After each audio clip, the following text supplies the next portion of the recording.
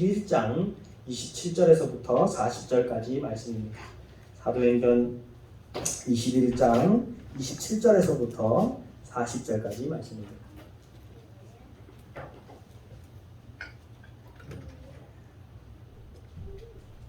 사도행전 21장 27절에서부터 40절까지 제가 먼저 한 절 읽겠습니다. 그 이래가 거의 끝나갈 무렵에 아시아에서 온 유대 사람들이 성전에서 바울을 보고 군중을 충동해서 바울을 붙잡아 놓고 소리쳤다. 이스라엘 고여분 합시하여 주시오. 이자는 어디에서나 이력과 율법과 이웃을 사람을 가르칩니다. 더욱이 이는 모든 사람을 스스로 내려가 이 불방과 대표과 동일하고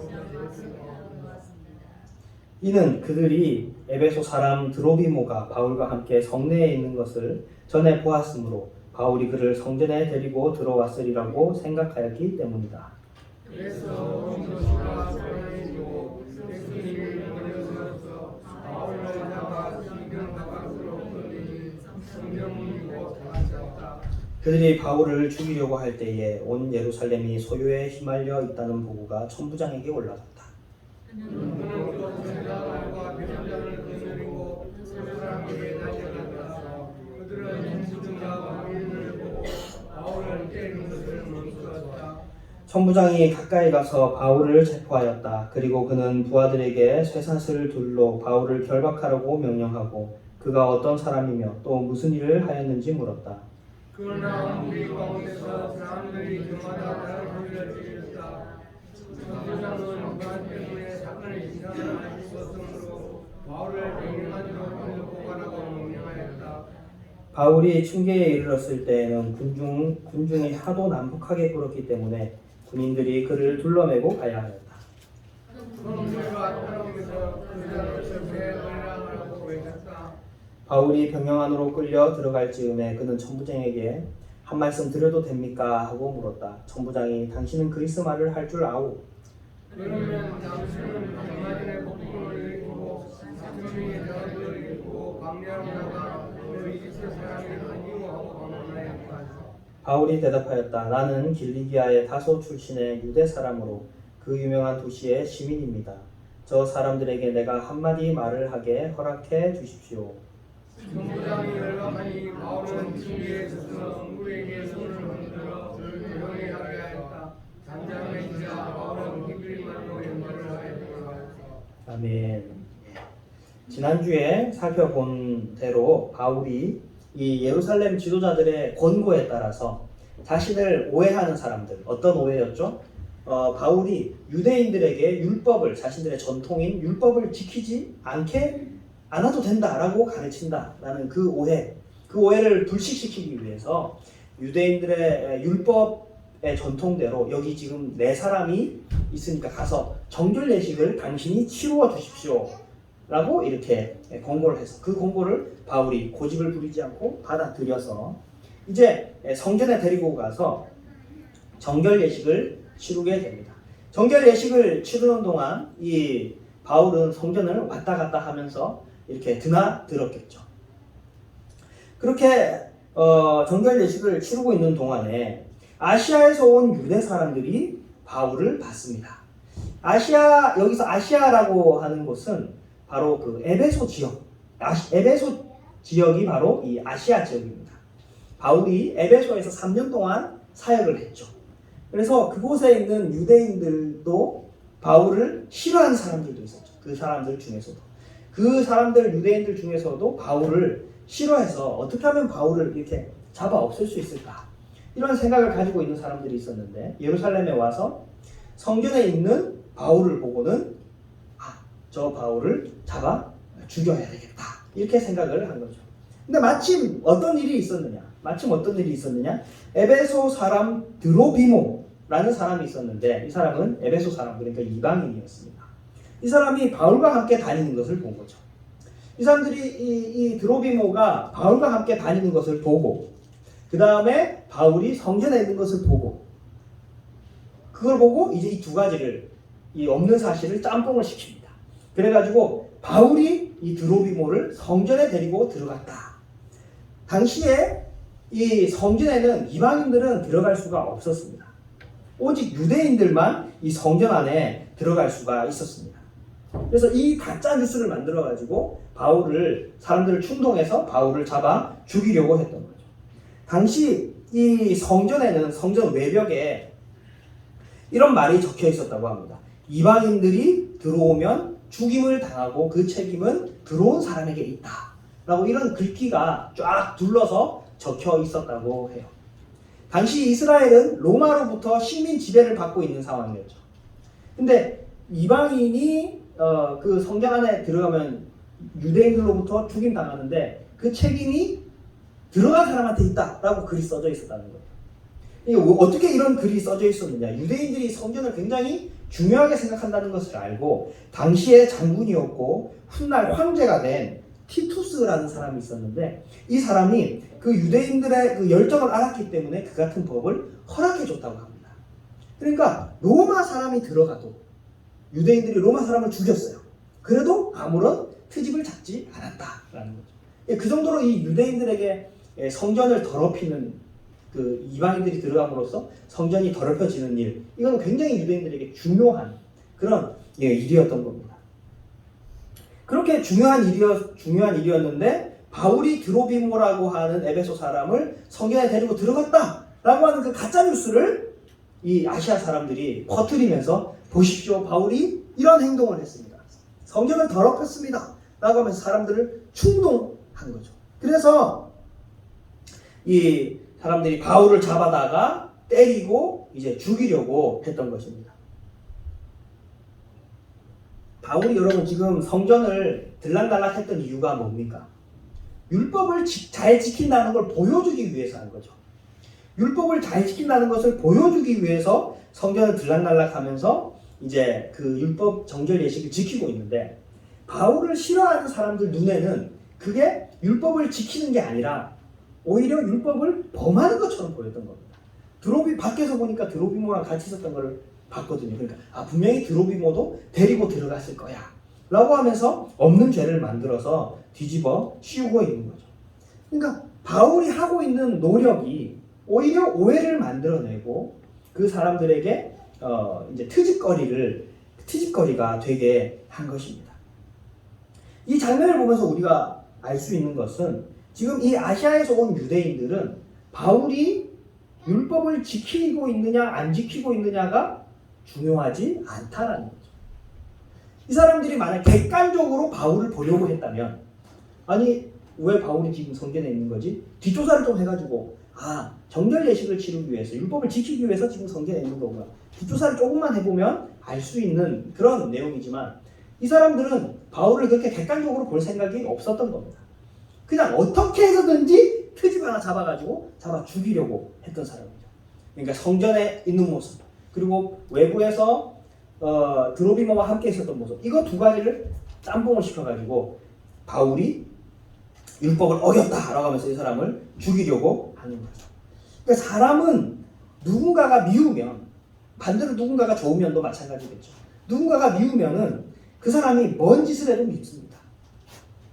오른손으로 짜장면을 먹으면 오른손으로 먹는다고 싫고 왼손으로 짜장면 먹으면 왼손으로 먹는다고 해서 싫어하죠.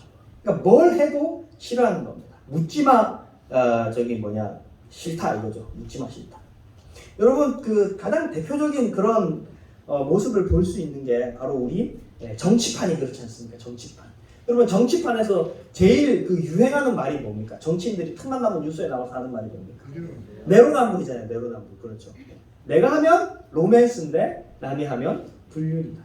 그러니까 어떤 그 정치적인 성향에 따라서 그 사람이 하는 일이 저쪽 정당에서 이 일을 하면 나쁜 놈 저주를 놈인데 우리 당 사람이 그걸 하면은 그거는 다 이유가 있고 이렇게 하면서 이제 자기 편을 드는 거죠. 바울을 싫어했던 사람들도 마찬가지입니다. 바울이 지금 율법을 지키고 있다, 정결 예식을 치르고 있다. 그게 사실이냐 아니냐는 전혀 중요한 게 아니었습니다. 어떻게 해서든지 꼬투리를 하나 잡아서 그 사람을 죽이려고 했던 것이 그 사람들의 목적이었던 거죠. 분노에 휩싸인 상대에게 합리적이고 이성적인 판단을 기대하는 것은 참 어렵습니다. 그렇죠. 나를 싫어하는 사람에게 그 분노가 막 이렇게 차오르는 사람한테 합리적이고 객관적인 그 눈으로 판단을 내려주기를 기다리는 것은 참 힘든 것 같아요. 저는 그 살면서 언제 가장 느끼냐면은 집사람이 저한테 화를 막 낼 때, 집사람이 저한테 막 화를 낼 때는 이미 이제 막 그 화가 나 있는 상태이기 때문에. 그래서 옛날에는 제가 막 따졌죠. 이래 하고 저래 하고 저래 하고 저래 한 거 아니에요. 지금은 이제 제가 많이 지혜로워져가지고 입을 탁 닫고 귀를 탁 막고 가만히 이렇게 있는 그런 지혜로운 사람이 됐습니다. 그러니까 화난 상대한테는 이렇게 무슨 말을 해도 먹히지가 않는다라는 거예요. 묻지마 분노를 쏟아붓고 있는 거다라는 거죠. 그래서 이 바울이 지금 얻어맞아서 죽기 직전에 이르렀습니다. 바울을 사람들이 죽여도 할 말이 없는 거예요. 다 그냥 나와가지고 바울을 죽이려고 했습니다. 이제 바울은 죽을 운명이었습니다. 그런데 다행스러운 것은 그 도시에 있는 천부장이 그 소식을 듣고 바울을 체포하죠. 이게 체포했는데 오히려 그것이 바울의 생명을 건진 일이 됐습니다. 천부장이라 하면 1000명의 군인을 거느리는 위치에 있는 군인인데 그 예루살렘 정도 되는 도시, 그 정도 규모의 도시에서는 천부장이 군인 중에서는 가장 높은 지위라고 합니다. 그 정도 도시에는 1000명의 군대가 있었다라고 하더라고요. 그러니까 그 지역에서 가장 높은 군인인 이 천부장이 바울을 겨우 병영 안으로 피신을 시킨 거죠. 그렇게 죽을 고비를 이제 바울이 넘기게 됩니다. 죽을 고비를 넘긴 바울이 이제 병영 안에서 한숨 돌리고 난 다음에 병영 안에서 천부장에게 어떤 말을 했는가? 우리 37절에서부터 40절 말씀을 다시 한번 봅시다. 37절에서부터 40절 말씀을 바울이 병영 안으로 끌려 들어갈 즈음에 그는 천부장에게 한 말씀 드려도 됩니까? 하고 물었다. 천부장이 당신은 그리스 말을 할 줄 아시오? 그러면 당신이 얼마 전에 폭동을 일으키고 4,000명의 자격을 이끌고 광야로 나간 그 이집트 사람이 아니오? 하고 반문하였다. 바울이 대답하였다. 나는 갈릴리아의 다소 출신의 유대 사람으로 그 유명한 도시의 시민입니다. 저 사람들에게 내게 한마디 할 말을 하게 허락해 주십시오. 천부장이 허락하니 바울은 층계에 서서 무리에게 손을 흔들어 조용하게 하였다. 잠잠해지자 바울은 히브리 말로 연설을 하였다.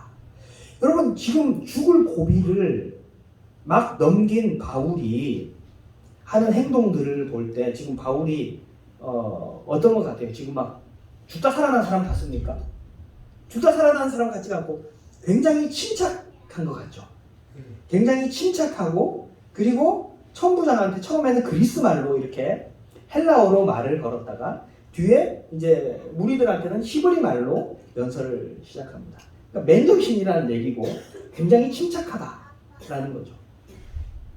왜 바울이 이렇게 침착할 수 있었을까요? 그런 예루살렘에 가면 고초를 당할 것이라는 예언 기도를 들었기 때문에 그래서 침착할 수 있었던 건지, 아니면 그동안 이미 수차례의 그 선교 여행을 통해서 죽을 고비를 하도 많이 넘겨가지고 이런 일이 그냥 익숙해서 그런 것인지, 어쨌든 바울은 지금 굉장히 침착합니다. 침착하면서 자기가 하려고 하는 일을 하죠. 그게 뭘까요? 지금 천부장에게 부탁하고 있는 게 뭡니까? 바울이 사람들 앞에서 한마디 하게 해주십시오. 그 말이 뭘까요? 22장에서부터 우리가 쭉 다음 주에 이제 22장부터 쭉 살펴보면 알겠지만 바울이 하고 싶은 그 한마디는 뭡니까? 바로 예수님을 전하는 것이었습니다.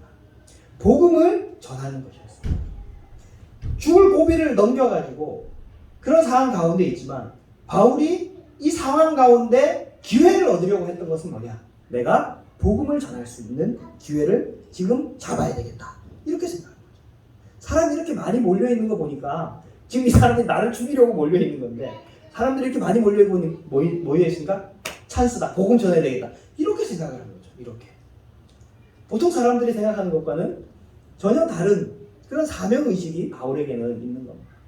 만약에 저 같으면은 아이고 천부장님 감사합니다. 저 좀 살려주세요. 빨리 이 도시에서 저를 밖으로 꺼내주세요. 라고 한다든지 이렇게 자신의 안위를 위한 부탁을 드릴 것 같은데, 그것이 아니라 오히려 그 사람들에게 제가 복음을 전할 수 있는 기회를 가질 수 있게 해주십시오. 이렇게 말하고 있는 겁니다. 바울은 지금 아까 말씀드린 것처럼 묻지마 분노, 그냥 무조건 꼬투리 잡아서 바울을 죽이려고 하는 그 사람들에게 오히려 반대로 복음을 전하려고 하고 있는 것입니다. 여러분 36절 말씀 보면은 이 큰 무리가 따라오면서 뭐라고 외치냐면은 그 자를 없애버려라, 그 자를 없애버려라 라고 외치면서 따라옵니다. 근데 여러분 이 장면이 어디서 많이 본 장면 같지 않으세요? 예수님이 잡혔을 때 무리가 예루살렘의 수많은 무리들이 예수님을 죽이라 라고 외쳤습니다. 똑같은 일을 지금 바울이 당하고 있는 것이죠.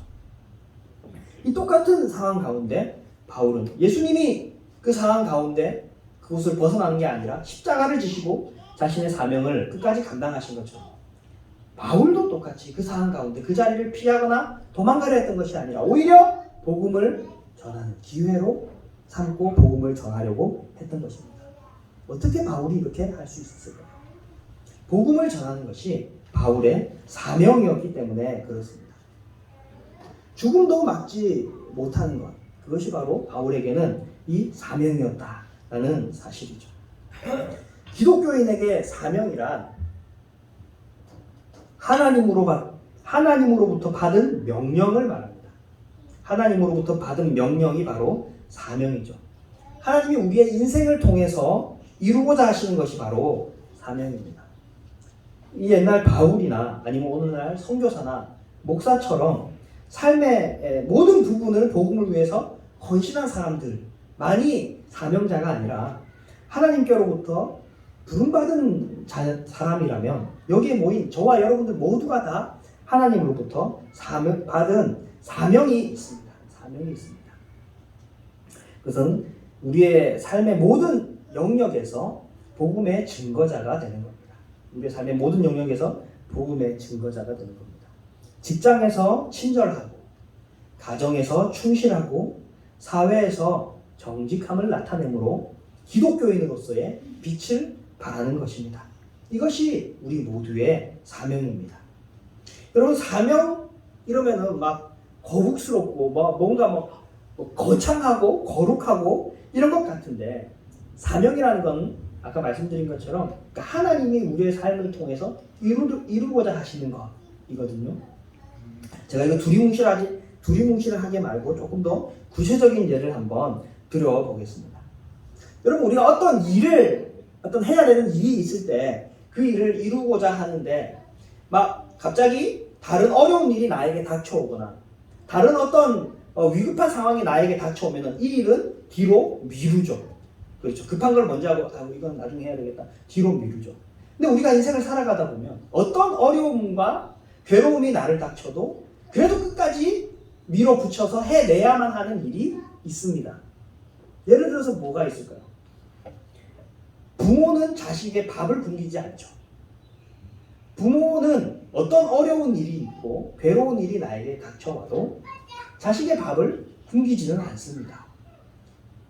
왜냐하면 그게 하나님으로부터 받은 부모로서의 사명이기 때문에 그렇습니다. 그러니까 어떤 어려움이 있어도 포기하지 않는 것이 바로 하나님으로부터 받은 사명이다라는 거죠. 얼마 전에 제가 뉴스를 보고 굉장히 참담한 마음으로 봤던 그 뉴스가 하나 있습니다. 여러분들도 그 뉴스를 봤는지 모르겠는데 어떤 한 아이가 태어난 지 이틀 된 아이가 버려졌다라는 뉴스였습니다. 근데 아이 버려진 뉴스야 흔한 뉴스죠. 근데 이 뉴스가 더 마음이 아팠던 이유는 뭐냐면은 이 아이가 발견된 장소 때문인데 이 아이가 어디에서 발견됐냐면은 저희 외할아버지 집이 옛날에 소 키우는 집 많았죠. 외할아버지 집 이렇게 소 키우는 집 보면은 소 마구간 이렇게 4칸이라고 하면 한 칸당 이제 소가 한 마리씩 있고 마지막 한 칸은 뭐죠, 여러분? 소 키워보신 분들 혹시 아시는? 마지막 한 칸은 소 똥 모아놓는 거. 거름 모아놓는 거. 소 똥 이렇게 다 모아가지고 한 군데 딱 모여가지고 이렇게 삭히는 거름 만드는 곳. 소 똥 모아놓는 그 칸. 뭐라 그러는지 모르겠어요. 그냥 똥칸이라고 좀 부를게요. 그냥. 똥칸 이렇게. 이 아이를 거기다가 버린 거예요.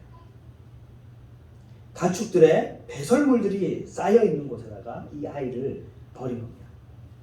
그 아이를 버려가지고 지나가던 동네 할머니가 그 아이를 발견해가지고 씻기고 이제 경찰에 신고해서 이제 구출을 받은 거죠. 보통 아이를 버리면 여러분 베이비박스나 아니면 뭐 교회 현관이나 아니면 부잣집 뭐 현관 이런 데다가 버리는데 왜 이 아이의 부모는 뭐 아빠가 버렸는지 엄마가 버렸는지 모르니까 이 아이의 부모는 왜 똥통에다 버렸을까요? 세상에서 가장 귀하고 가장 아름다운 것이 생명이고 그리고 또 자식입니다. 그렇지 않습니까? 그런데 그것을 가장 더럽다고 여기는 똥통에 버렸다라는 거죠. 그러니까 아이의 보호자에겐 이 아이가 가장 귀한 것이 아니라 가장 더러운 것으로 혹시 여기신 건 아닐까? 그런데 그곳에 버린 게 아닐까? 이런 생각이 들었습니다. 가장 귀한 것을 가장 천한 것으로 여기는 것. 이게 바로 사명을 버린 자가 선택한 길입니다. 부모로서의 사명을 버린 자는 가장 귀한 것을 가장 천한 것으로 여기는 거죠. 여러분들에게도 거창한 일이 아닐지라도 하나님께 기도하면서 완수해야 될 일이 있을 겁니다. 그게 바로 하나님이 여러분에게 주신 사명입니다. 가족을 건사하는 것, 부모를 봉양하는 것, 사랑하는 사람을 돌보는 것, 아픈 가족을 돌보는 것. 교회 일뿐만이 아니라 우리가 하나님께 기도하면서 감당해내야 되는 것. 그게 다 하나님으로부터 받은 사명이다라는 것이죠. 사랑하는 신독교회 성도 여러분, 하나님이 주신 사명을 완수하시기를 바랍니다. 바울은 자신의 죽음의 그 목숨의 위기를 넘기는 그 순간에서도 오히려 그것을 사명을 완수할 수 있는 기회로 여기고 그 기회를 창출했습니다. 여러분들도 삶을 살면서 힘들고 어려운 일이 있을지라도 꾸역꾸역 이 사명을 완수해 나가시길 바랍니다. 사명을 완수하는 것은 창창대로가 아니라 꾸역꾸역입니다. 그렇죠? 쉽게 가는 사람은 아무도 없습니다. 하지만 꾸역꾸역 걸어가는 그 길에 하나님께서 그 사명을 이룰 수 있는 힘을 주실 것이고 함께해 주실 줄로 믿습니다. 기도합시다. 하나님 아버지 은혜와 사랑을 감사합니다. 하나님 우리에게 주신 사명이 있습니다. 무슨 일이 있더라도 완수해내야 하는 그 사명이 우리에게 있는 줄로 믿습니다. 하나님 우리가 주께서 주신 이 사명을 끝까지 완수할 수 있는 믿음과 힘을 허락하여 주시옵소서. 그리하여서 주님이 기뻐하시는 인생, 하나님 보시기에 아름다운 인생을 살아가는 우리 모두가 되게 하여 주시옵소서. 감사드리며 예수님 이름으로 기도했습니다.